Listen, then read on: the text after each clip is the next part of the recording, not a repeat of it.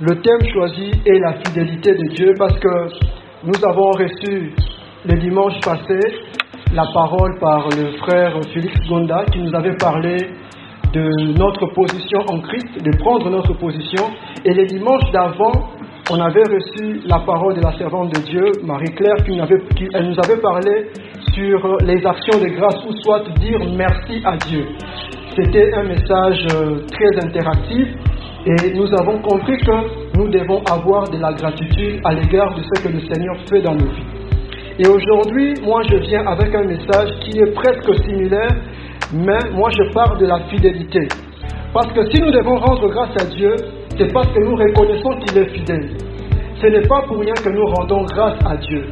Ce n'est pas pour rien que nous disons merci à Dieu, parce que nous savons que Dieu, dans sa fidélité, il répond à sa parole.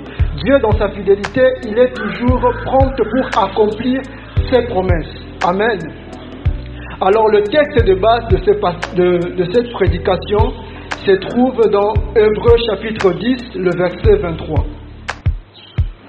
C'est le texte de base de ce message.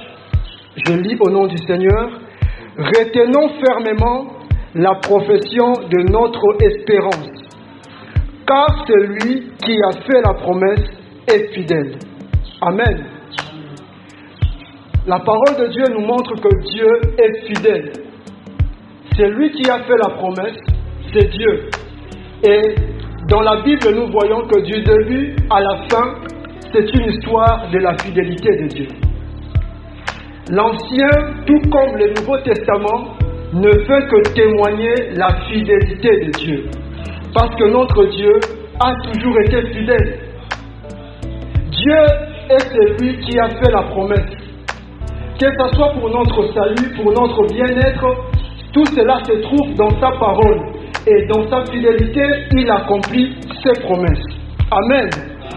Donc nous allons d'abord voir c'est quoi la fidélité. Avant de décortiquer ce message qui parle sur la fidélité de Dieu, nous allons d'abord décortiquer c'est quoi la fidélité du point de vue de la vie courante et aussi du point de vue biblique. Nous devons connaître c'est quoi la fidélité. Du point de vue de la vie courante, nous voyons que la fidélité est définie comme étant être ferme dans l'affection. Donc le mot fidélité signifie être ferme dans l'affection ou l'allégeance. Être loyal comme un ami fidèle, donc c'est un ami qui est loyal vis-à-vis de vous. C'est toujours la fidélité. Être ferme dans le respect de la promesse ou dans l'observance du devoir. Être consciencieux comme un employé ou un employeur fidèle. Être donné avec une forte assurance. Être contraignant comme une promesse fidèle. Ça, c'est la fidélité du point de vue du monde. Donc, nous voyons que la fidélité, ou soit le mot fidèle dans la vie courante, signifie être ferme dans l'affection ou à une allégeance, être loyal. Tenir sa parole est aussi un symbole de fidélité. Même chez nous, par exemple, moi je suis dans le domaine commercial, dans le domaine marketing. Dans notre domaine, nous parlons aussi du concept de la fidélité. D'où on parle de la fidélisation du client. Pourquoi ? Parce qu'un client qui est satisfait reviendra toujours chez vous parce que vous êtes en train de satisfaire à ce que vous avez promis. Donc, lorsque nous faisons de publicité, ce sont des promesses qu'on donne aux clients. Achetez ceci, vous aurez ceci, vous aurez cela. Et quand le client achète et trouve que c'est bien, il sera fidèle. Donc, même dans notre domaine, nous parlons aussi de la fidélisation, ou soit fidéliser le client. Amen. Là, c'est du point de vue de la vie courante, nous voyons c'est quoi la fidélité. Maintenant, dans le contexte biblique, nous devons comprendre aussi le mot fidélité, ou soit le concept de la fidélité dans le contexte biblique. Dans le contexte biblique, le mot hébreu qui est utilisé, c'est le mot émouna. Le mot émouna, c'est le même mot qui est employé aussi pour parler de la foi. Parce que lorsque je vais développer ce message, nous allons trouver que la fidélité est aussi liée à la foi. Amen. Le mot Emouna, c'est le mot hébreu qui est utilisé pour traduire la fidélité. Dans l'Ancien Testament, lorsque vous voyez la fidélité, c'est le mot Emouna. Ce nom signifiant fermeté, stabilité, fidélité aussi, fiabilité, il est également parfois traduit par vérité. Le mot Emouna, ou soit fidélité, c'est aussi traduit par vérité. Une personne fidèle est une personne qui est vraie. Une personne fidèle, ce n'est pas une personne qui est hypocrite. Parce qu'il y a ces gens-là qui peuvent s'attacher à vous par hypocrisie. Mais derrière votre dos, ils disent d'autres choses. Ou soit ils vous critiquent. Mais devant vous, ils sont là avec vous. Là, ce n'est pas la fidélité. Une personne fidèle est une personne qui est loyale devant vous, tout comme à votre absence. Amen. Voilà pourquoi le mot Emouna est aussi lié à la vérité. C'est aussi lié à la fidélité. Maintenant, dans le Nouveau Testament, comme je le dis très souvent, l'Ancien Testament était écrit en hébreu et le Nouveau Testament s'était traduit en grande partie en grec. Parce que le Nouveau Testament, c'était d'abord, il y a des textes qui sont en araméen, il y a aussi des textes qui sont en grec, parce que la plupart des apôtres, la plupart des disciples de Jésus, ils ont évolué dans le milieu de la diaspora. Amen. Et la langue qui était la plus répandue, c'était comme l'anglais de l'époque, c'était le grec. C'est pourquoi les manuscrits néo-testamentaires sont en majorité en grec. Amen. Donc la Bible au départ, ce n'était pas en français. Les Bibles françaises plutôt sont venues après. Amen. Maintenant, dans ce contexte du Nouveau Testament, nous avons le mot pistos. Le mot pistos ou pistis est traduit par fidèle ou fidélité. Ce mot est aussi utilisé pour parler du croyant. C'est pourquoi on parle de fidèle. Naza fidèle à l'église. Vous voyez? Donc je suis croyant. Je suis fidèle. Amen. C'est le mot qui est utilisé pour traduire fidèle, fidélité ou croyant. Dans le Nouveau Testament, c'est le mot pistos qui est traduit par fidèle, fidélité, croyant. Il y a d'autres utilisations qui sont aussi comme sûr, une personne sûre, c'est une personne fidèle, aussi vrai, tout comme dans l'Ancien Testament. C'est aussi lié au mot ou soit au concept de la fidélité. Les mots utilisés pour désigner à la fois un disciple, c'est aussi un disciple de Dieu ou disciple de Jésus, c'est aussi le mot fidèle comme je viens de le dire. Amen. Là nous voyons la fidélité. Parce qu'il y a la fidélité de l'homme vis-à-vis de Dieu, il y a aussi la fidélité de Dieu vis-à-vis de l'homme ou vis-à-vis de son peuple. Amen. Maintenant, quant à mon message d'aujourd'hui, il s'agit de la fidélité de Dieu. Parce que si nous sommes liés à notre Dieu par la foi, c'est parce que nous savons que Dieu est fidèle. Ce n'est pas pour rien que nous croyons en lui. Comme je l'avais dit dans mon introduction, la Bible, du début à la fin, est une histoire de la fidélité. Depuis le jardin d'Éden, Dieu avait promis la venue du Seigneur. Est-ce que vous le savez? C'est depuis le jardin que Dieu avait promis que la postérité de la femme écrasera la tête du serpent.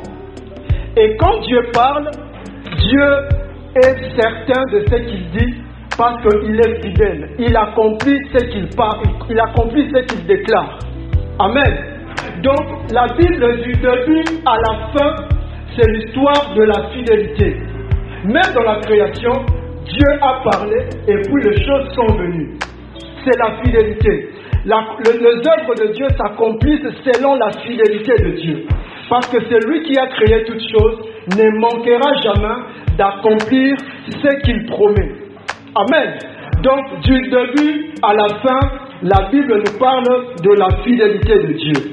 Donc, la fidélité de Dieu est une fidélité qui subsiste de génération en génération. Même dans le jour que nous vivons actuellement, la fidélité de Dieu est toujours d'actualité. Nous voyons ce qui se passe dans le monde. Pour tout enfant de Dieu qui lit la parole de Dieu, en voyant ce qui se passe actuellement dans le monde, en voyant ce qui se passe entre guillemets avec Israël et la Palestine, nous voyons que la parole de Dieu ne nous a pas menti. La parole de Dieu est vraie. Parce que ces choses que nous voyons aujourd'hui dans les infos, ce sont des choses que nous avons dans la Bible. Pourquoi ces choses s'accomplissent? Parce que Dieu est fidèle. Et il n'y a pas que ça. Il n'y a pas que des promesses d'ordre eschatologique. Il y a plusieurs promesses dans la parole de Dieu. Et pour toutes les promesses de Dieu, Dieu ne manquera jamais de les accomplir. Mais l'homme, quant à lui, doit toujours avoir la foi en Dieu vis-à-vis de sa fidélité. C'est pourquoi dans le texte de base, l'auteur de l'épître aux Hébreux s'adresse à nous tous.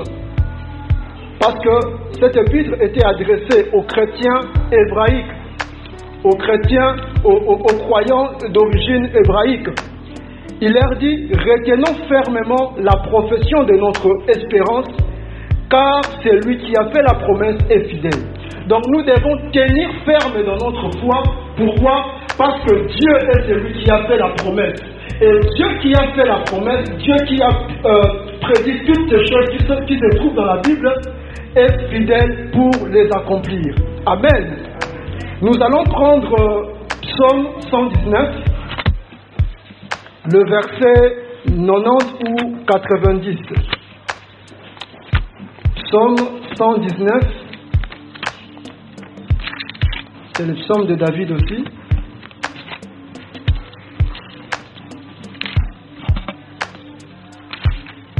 Amen.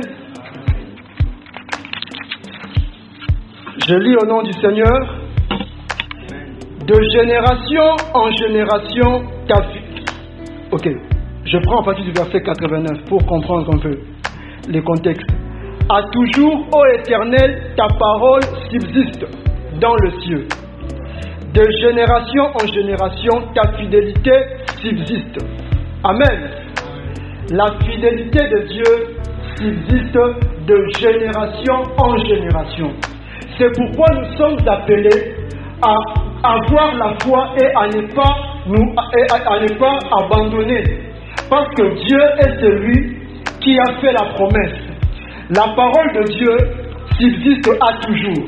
Sa parole subsiste dans les cieux et sa fidélité de génération en génération. Comme je l'ai dit, l'histoire de la fidélité de Dieu n'a pas commencé aujourd'hui. Depuis le jardin d'Éden, Dieu a démontré sa fidélité. Amen. Dieu a démontré sa fidélité. Et Dieu avait promis que la postérité de la femme allait écraser la tête du serpent.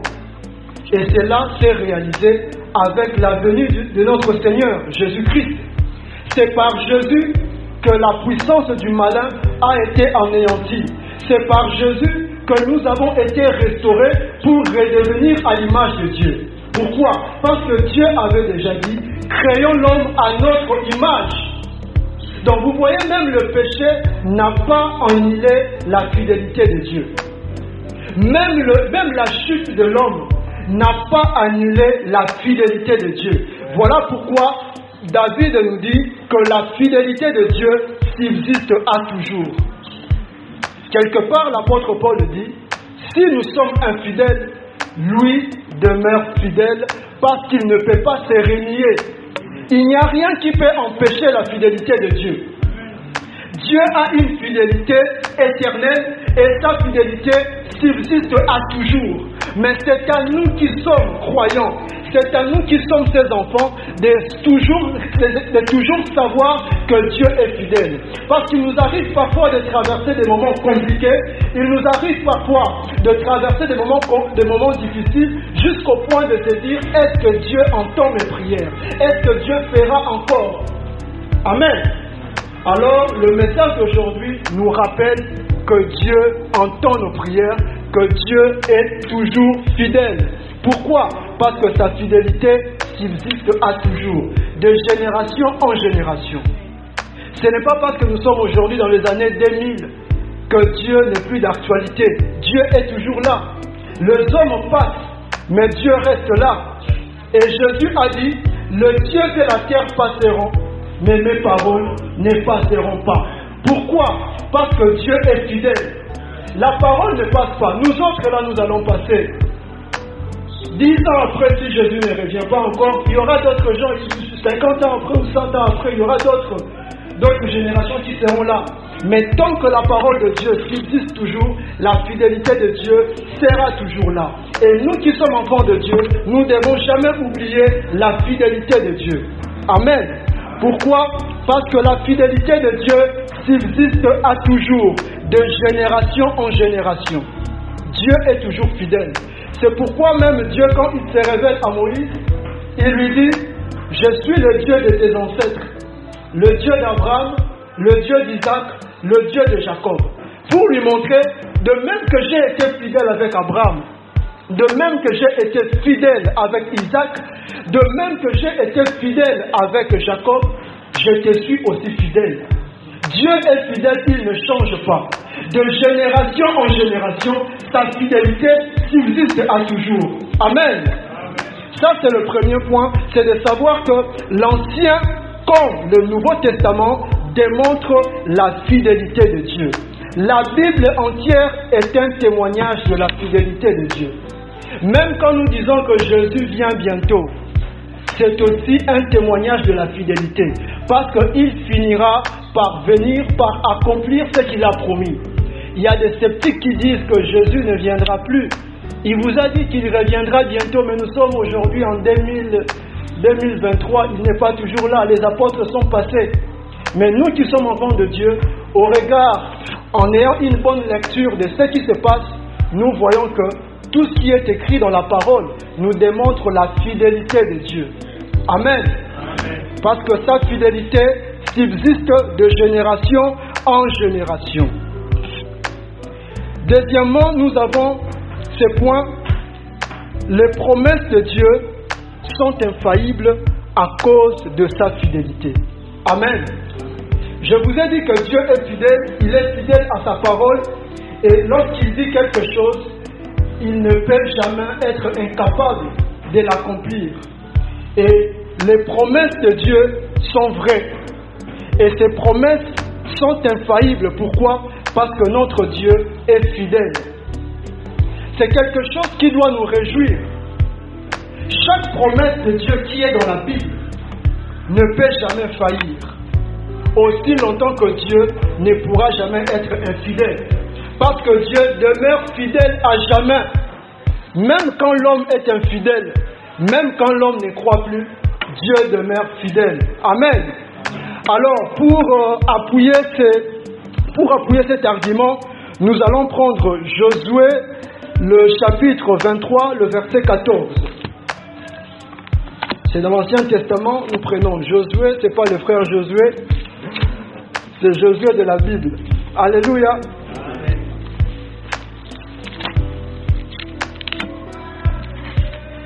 Je connais un monsieur qui a dit: on peut placer votre nom dans le dictionnaire, mais pas dans la Bible.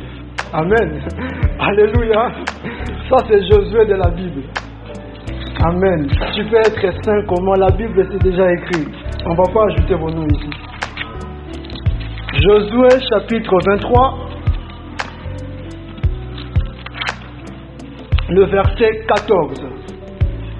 Je lis au nom du Seigneur.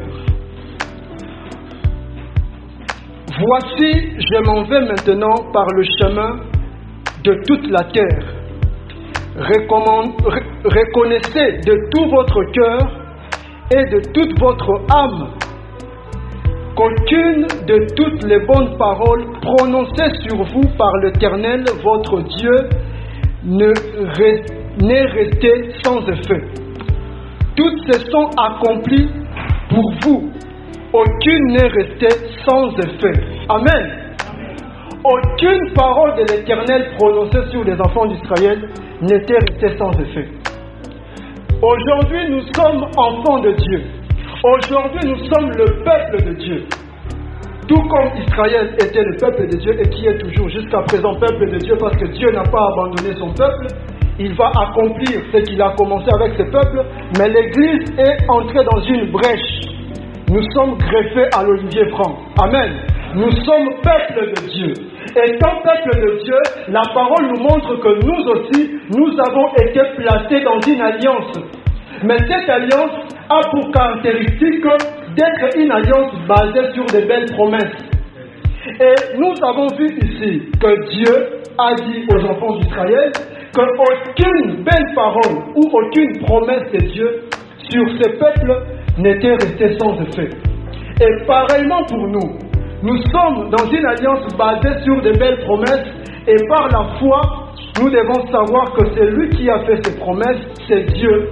Et Dieu étant fidèle, ne faillira jamais dans l'accomplissement de ses promesses. Dieu n'est pas un homme pour mentir, ni un fils d'homme pour se repentir. Sa parole est réelle, sa parole est vraie, et Dieu, dans sa fidélité, accomplira ce qu'il nous a promis. Amen. Donc là, nous voyons un des aspects de l'infaillibilité de ces promesses à cause de sa fidélité. Les promesses de notre Dieu, les promesses de notre Créateur sont infaillibles à cause de la fidélité. Mais c'est à nous de tenir ferme dans la foi. Amen. Pourquoi? Parce que Dieu est fidèle. Nous allons prendre un deuxième passage, c'est dans Nombre, le chapitre 23, le verset 19.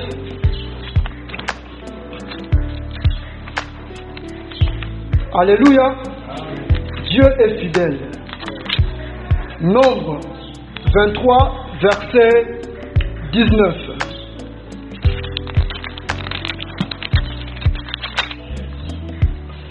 Dieu n'est point un homme pour mentir, ni un fils d'homme pour se repentir.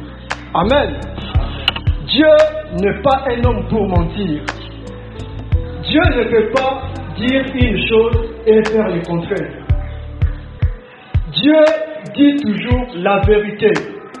Voilà pourquoi Jésus, dans sa prière qu'on appelle communément la prière sacerdotale, qui se trouve dans Jean 17, il dit quelque part: sanctifie-les par ta vérité, ta parole est la vérité. Amen. La parole de Dieu n'est pas un mensonge. Dieu ne peut pas bluffer. Dieu ne dit que la vérité. Et dans sa fidélité, il accomplit ce qu'il nous dit. Amen. Amen. Notre Dieu n'est pas un menteur. Alléluia. Nous n'appartenons pas à un Dieu qui peut mentir. Nous n'appartenons pas à un Dieu qui peut être incapable d'accomplir ce qu'il nous a dit. Alléluia. C'est pourquoi il est dit que Dieu n'est pas un homme pour mentir. Parce que l'homme, qu'il soit bon ou mauvais, ça peut lui arriver de mentir. Amen.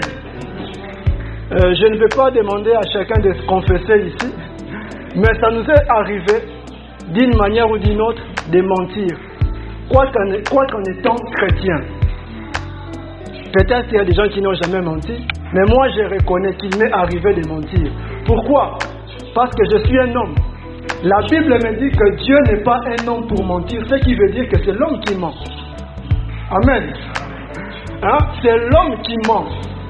Nous sommes faibles de par notre nature charnelle. Mais Dieu ne peut jamais mentir. Dieu ne dit que la vérité. Et je vous ai dit que Jésus a dit: sanctifie-les par la vérité, ta parole est la vérité. Toute parole de Dieu n'est que vérité. Parce que la parole de Dieu est vérité, du début à la fin. Moi, je peux me tenir là en train de parler, je peux glisser un mensonge, consciemment ou inconsciemment. Mais Dieu, du début à la fin, il ne dit que la vérité. Amen. Cela ne veut pas dire que nous devons être... Je ne suis pas en train de nous encourager de vivre dans le mensonge. Amen. C'est juste pour montrer que c'est l'homme qui peut mentir, mais Dieu ne ment pas. Amen. Dieu n'est pas un homme pour mentir, ni un fils d'homme pour se repentir. Amen. C'est une bonne chose. Parce que s'il nous arrive de mentir, nous avons quand même l'occasion de nous repentir. Amen. Mais Dieu ne peut pas se repentir. Alléluia. Parce qu'il est parfait, il est saint, il ne dit que la vérité et il est fidèle. Voilà pourquoi nous devons croire en sa fidélité. Alléluia. Notre Dieu n'est pas un homme pour nous mentir. Ses promesses sont vraies. Nous avons vu dans Josué qu'aucune parole de Dieu n'était restée sans effet. Quand Dieu dit une chose, il est capable pour l'accomplir. Parce que notre Dieu ne peut jamais mentir. Donc par là, nous voyons que les promesses de notre Dieu trouvent leur infaillibilité à cause de la fidélité de Dieu. C'est parce que notre Dieu est fidèle que ses promesses sont infaillibles. Il ne peut pas vous mentir. Notre Dieu ne dit que la vérité. Amen. Et le troisième point, notre foi à nous tient ferme à cause de la reconnaissance de la fidélité de Dieu. Nous avons vu que Dieu est fidèle. Il n'a jamais été infidèle. Amen. Voilà pourquoi Christ, il est le modèle d'un époux parfait à cause de sa fidélité. Alléluia. Et notre foi à nous tient sa force par la reconnaissance de la fidélité de Dieu. Comme dans le texte de base, se trouvant dans Hébreux 10, 23, on nous dit que nous devons tenir ferme la profession de notre foi parce que celui qui a fait la promesse est fidèle. Notre foi s'affermit par la reconnaissance de la fidélité de Dieu. Aujourd'hui, tu peux écouter une prédication. Tu te sens enthousiasmé. Oui, Dieu a dit ceci, Dieu a dit cela. Je crois. Mais après, tu te trouves devant une épreuve. Si tu ne reconnais pas la fidélité de Dieu, tu peux abandonner cette foi. Tu peux te décourager. Mais si, malgré ta situation, malgré ce que tu traverses, tu reconnais au fond de toi que Dieu est fidèle, c'est ce qui fera en sorte que ta foi soit affermie. Notre foi est affermie par la reconnaissance de la fidélité de Dieu. Parce que Dieu n'est pas un homme pour nous mentir. Peu importe le temps que ta promesse peut prendre pour se réaliser, elle se réalisera toujours, non pas à cause de nos efforts, mais à cause de la fidélité de celui qui a fait la promesse. Et celui qui a fait la promesse, ce n'est pas notre pasteur. Celui qui a fait la promesse, ce n'est pas un frère ou une sœur. Celui qui a fait la promesse, c'est le Dieu qui vous a appelé en Jésus-Christ. Amen. Et notre Dieu est fidèle. Notre foi trouve la force. Notre foi s'enracine dans la reconnaissance de la fidélité de Dieu. Tout comme Job pouvait dire, je sais que mon Rédempteur est vivant, il s'élèvera le dernier.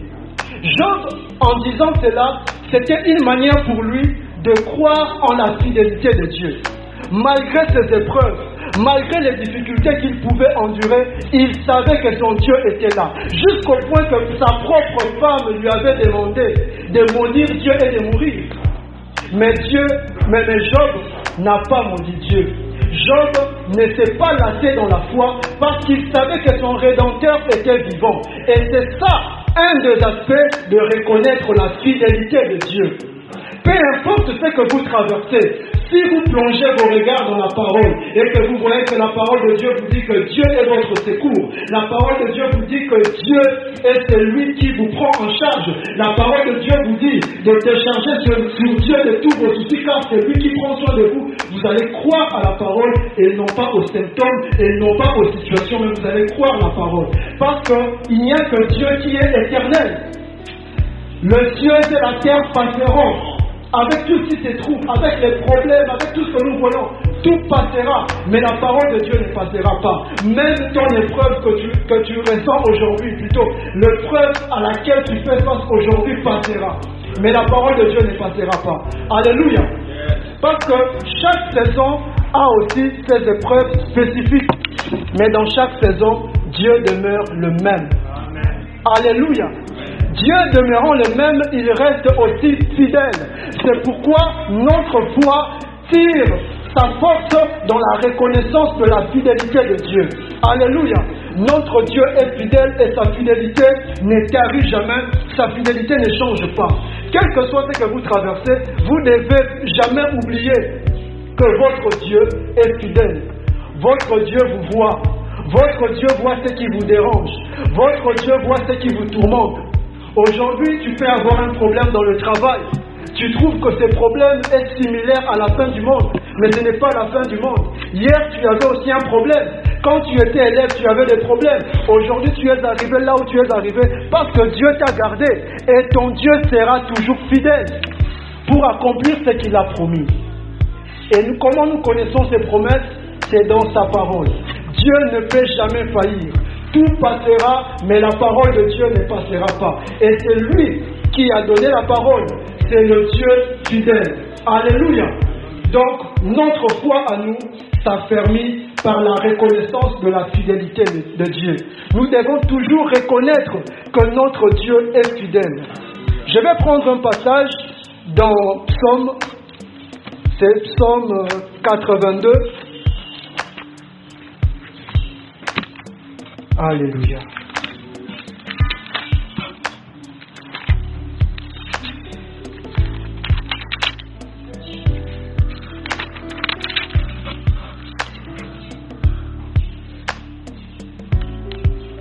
Plutôt Psaume 92, je m'excuse.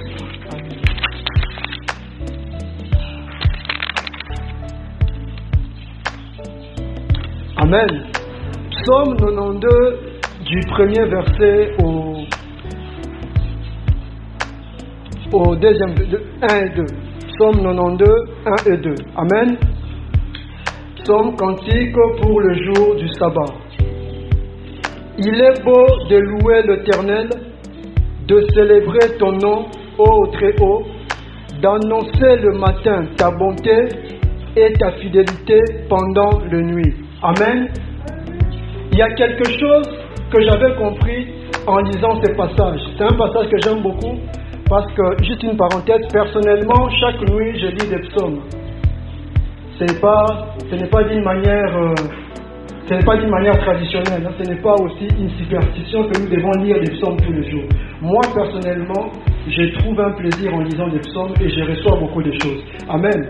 Dans le psaume 92, nous avons vu qu'il est beau de louer l'Éternel, de célébrer ton nom, ô Très-Haut, d'annoncer. Le matin, vous annoncez quoi? Et la nuit,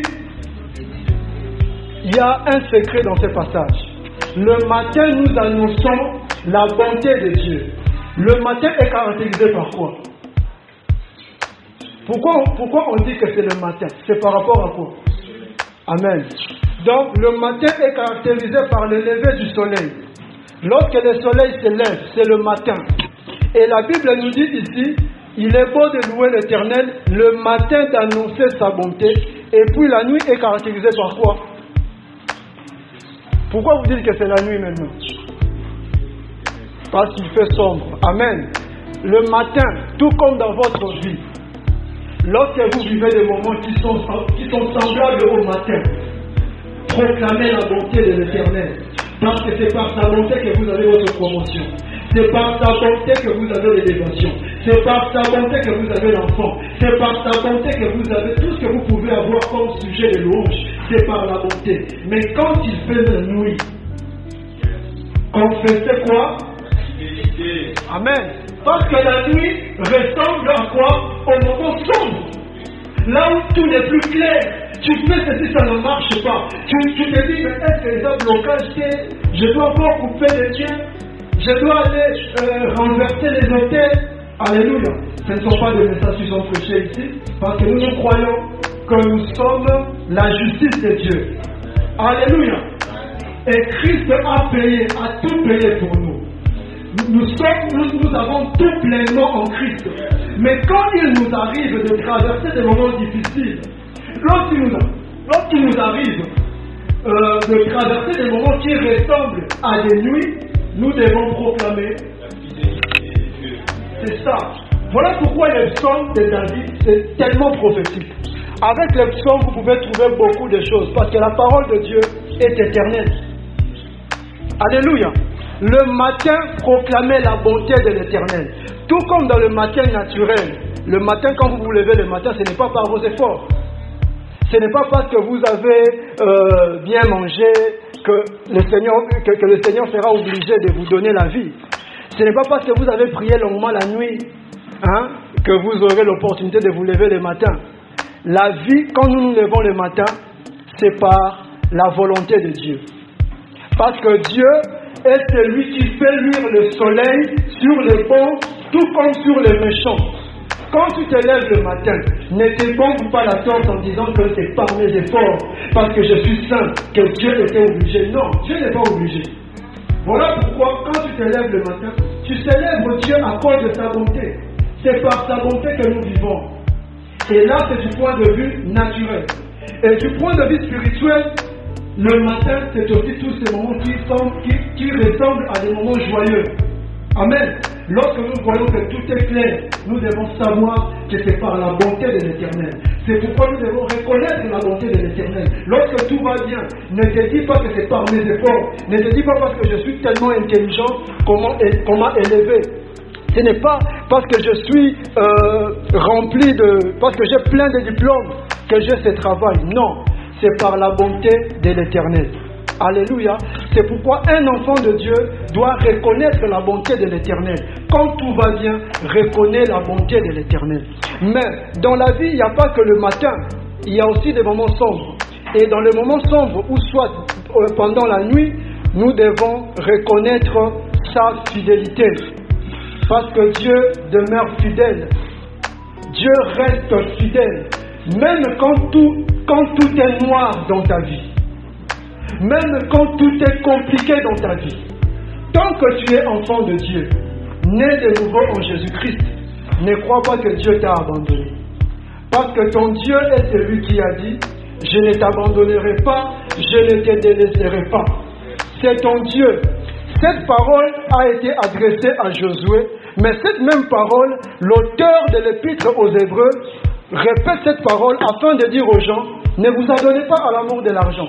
Parce que Dieu a dit, je ne t'abandonnerai pas, je ne te délaisserai pas. Parce que dans le contexte de l'épître aux Hébreux, il y avait des gens qui commençaient à abandonner l'assemblée à cause du souci de la vie. C'est pourquoi il dit, ne vous adonnez pas à l'amour de l'argent, car Dieu a dit, je ne t'abandonnerai pas, je ne te délaisserai pas. C'est le même Dieu qui nous a appelés en Jésus-Christ. C'est le même Dieu qui veille sur nos vies. Et la parole qui a été adressée à Josué, cette même parole qui a été adressée aux chrétiens hébreux, c'est la même parole que Dieu nous dit aujourd'hui. Parce que chacun de nous a des moments difficiles. Ça dépend d'une personne à l'autre. On se rencontre ici tous les dimanches, mais on ne sait pas ce que chacun vit chez lui. On ne sait pas ce que chacun vit dans son travail. Mais la seule chose à laquelle nous devons être certains est que le Dieu que nous célébrons tous ici, malgré nos différentes difficultés, c'est le Dieu qui nous a dit, je ne t'abandonnerai pas, je ne te délaisserai pas. Quelle que soit votre situation, reconnaissez la fidélité de Dieu, parce que sa fidélité subsiste à toujours. Amen. Notre Dieu est fidèle. Alléluia. Gloire au Seigneur. Alors le 5e point, plutôt toujours dans ce même point, nous allons prendre Hébreux 11:11. Parlant de la fidélité, Hébreux chapitre 11, Hébreux 11 c'est le chapitre de la foi. C'est le chapitre qui nous parle de héros de la foi. Amen. Il y a une partie ici qui parle de la fidélité de Dieu en rapport de l'histoire de Sarah. Hébreux 11, verset 11. Je lis au nom du Seigneur. C'est par la foi que Sarah elle-même, malgré son âge avancé, fut rendue capable d'avoir une postérité, parce qu'elle crut à la fidélité de Dieu, de celui qui avait fait la promesse. C'est pourquoi, d'un seul homme, déjà usé de corps, naquit une postérité nombreuse, comme les étoiles du ciel, comme le sable qui est sur le bord de la mer et qu'on ne peut compter. Amen. Malgré son âge avancé, qu'est-ce qui avait fortifié la foi de Sarah? La reconnaissance de la fidélité de Dieu. Amen. On nous dit ici, c'est par la foi que Sarah, malgré son âge avancé, fut rendue capable d'avoir une postérité. Parce qu'elle crut à la fidélité. Sarah a cru à la fidélité de Dieu. Sarah savait que celui qui avait visité mon mari est capable d'accomplir ce qu'il a promis. Parce que quand Elohim est venu chez Abraham, Sarah était dans la cuisine et Dieu a dit, ta femme Sarah mettra au monde. Je reviendrai et Sarah concevra un fils. Amen. Et la Bible nous montre que Sarah avait vu même, quand elle avait entendu cela, elle s'est posée en elle-même, mais moi qui suis déjà vieille comme ça, est-ce que mon mari pourra me donner un enfant?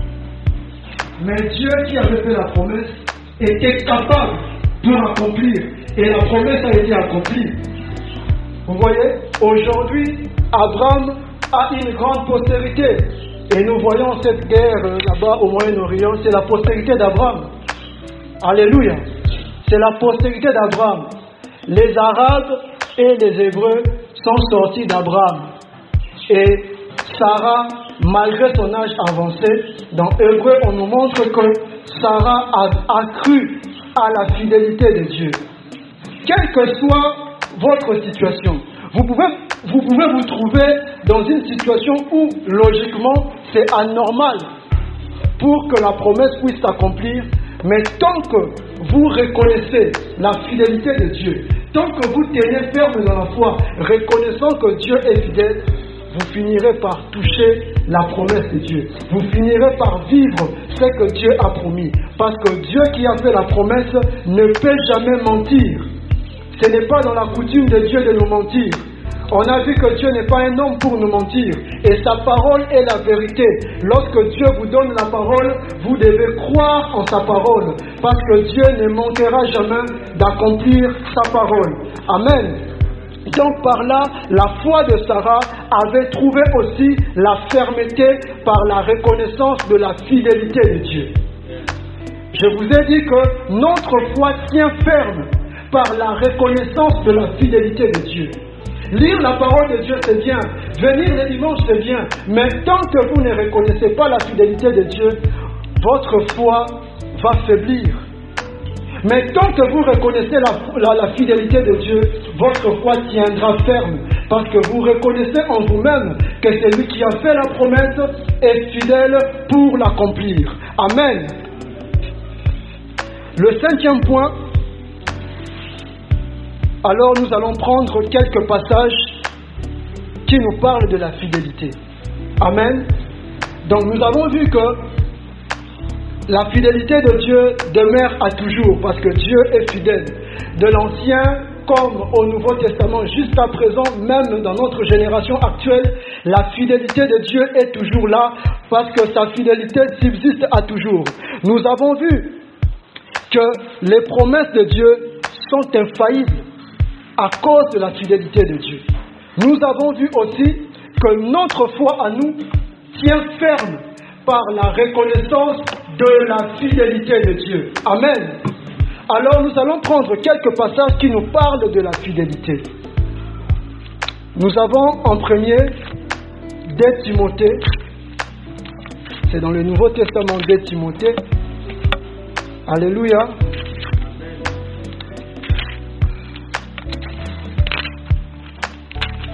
De Timothée chapitre 2, le verset 13.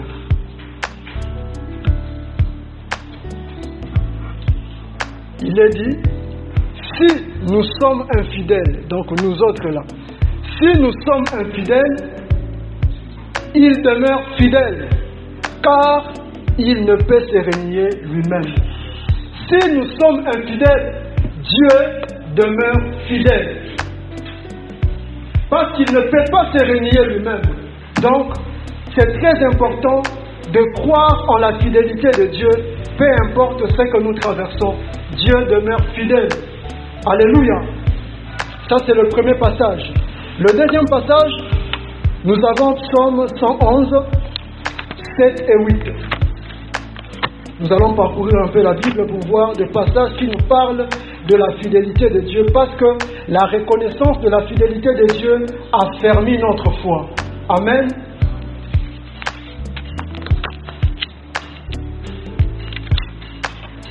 Psaume chapitre 111, le verset 7 et 8. Je lis. Les œuvres de ses mains sont fidélité et justice.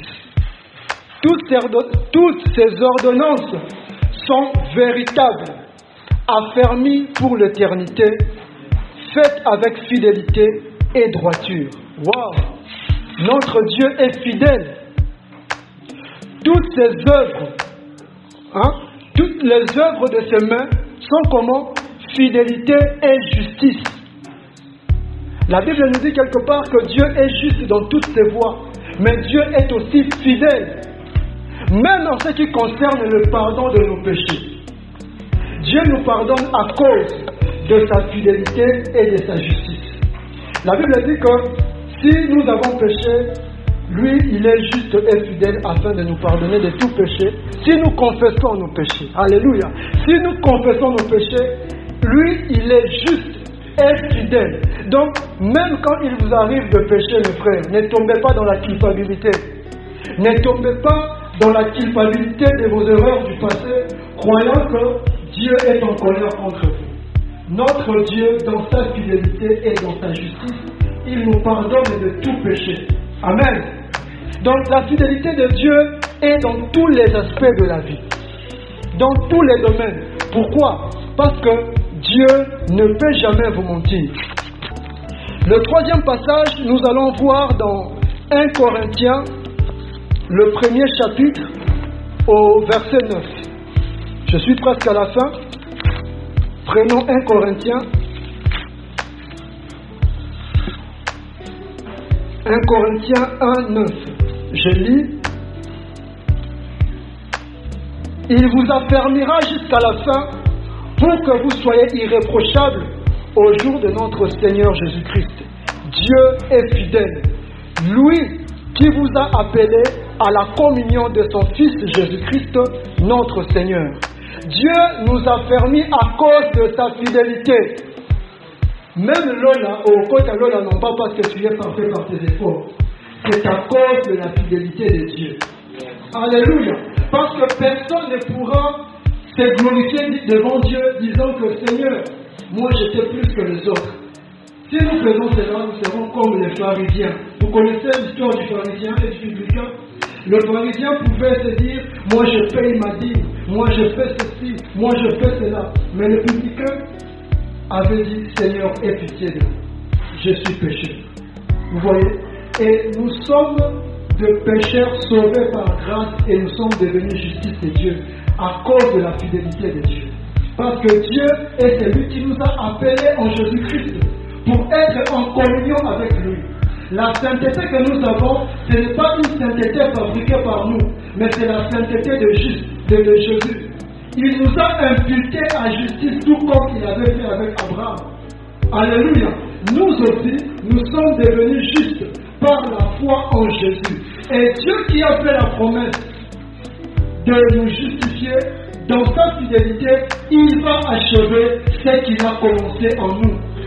Et il nous affermira. Quant à nous, demeurons simplement dans la foi, tout en reconnaissant que c'est lui qui a fait la promesse est fidèle pour l'accomplir.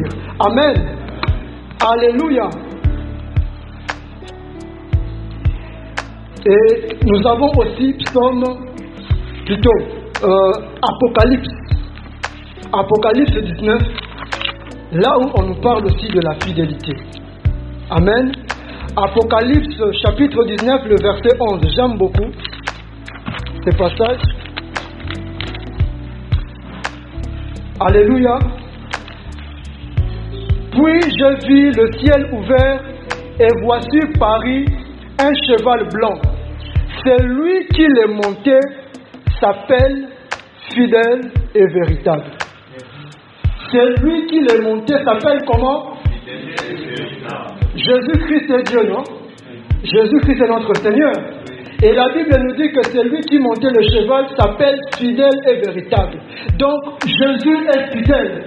Notre Seigneur est fidèle et véritable. Tout comme j'avais dit dans le début, que la fidélité est liée à la vérité. Parce qu'une personne qui est fidèle est une personne loyale. C'est une personne qui n'est pas hypocrite. La fidélité est liée à la fidélité. Il y a de ceux-là qui peuvent s'attacher à vous, mais par hypocrisie. Mais une véritable fidélité est une fidélité accompagnée de la vérité. Amen. Amen. Alléluia. C'est pourquoi Jésus, il est fidèle et véritable. Il n'est pas que fidèle, mais il est aussi véritable. Et nous avons toutes les raisons de placer notre confiance en celui qui est fidèle et véritable. Il est véritable parce qu'il ne peut jamais vous mentir. Il est fidèle parce qu'il ne sera jamais incapable d'accomplir ce qu'il vous a promis. Alléluia. Amen. Le dernier passage, c'est dans 1 Thessaloniciens, chapitre 5, verset 24. 1 Thessaloniciens, chapitre 5, le verset 24. J'espère que vous n'êtes pas fatigués. Alléluia. La fidélité de Dieu. Dieu est fidèle. Il vous donne la force. Amen. 1 Thessaloniciens, chapitre 5, le verset 24 nous dit ceci. Celui qui vous a appelé est fidèle et c'est lui qui le fera. Bon, je prends à partir du verset 23 pour que nous puissions bien comprendre le contexte. Le verset 23, dont je lis 1 Thessaloniciens 5, 23 à 24. Que le Dieu de paix vous sanctifie lui-même tout entier et que tout votre être, l'esprit, l'âme et le corps soient conservés irrépréhensibles lors de l'avènement de notre Seigneur Jésus-Christ. C'est lui qui vous a appelé est fidèle et c'est lui qui le fera. Votre sanctification est accomplie par qui? Par Dieu. Alléluia. Pourquoi? Parce qu'il est fidèle. Dieu est fidèle. Il est fidèle en toutes choses. Sa fidélité subsiste de génération en génération. Et pour terminer, je vais aussi nous montrer que la fidélité de Dieu, lorsque nous reconnaissons la fidélité de Dieu constamment dans nos vies, cela va produire en nous une attitude de gratitude.